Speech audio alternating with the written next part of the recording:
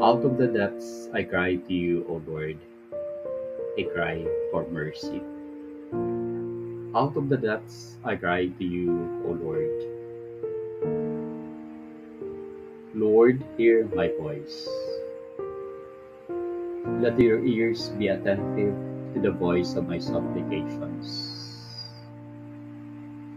If you, O Lord, should mark iniquities, Lord, who could stand? But there is forgiveness with you, so that you may be revered.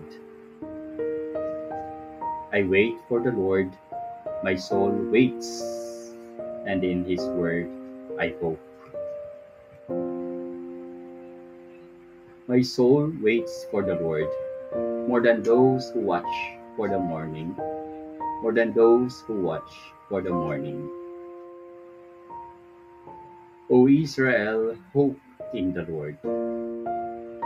It is he who will redeem Israel from all its iniquities.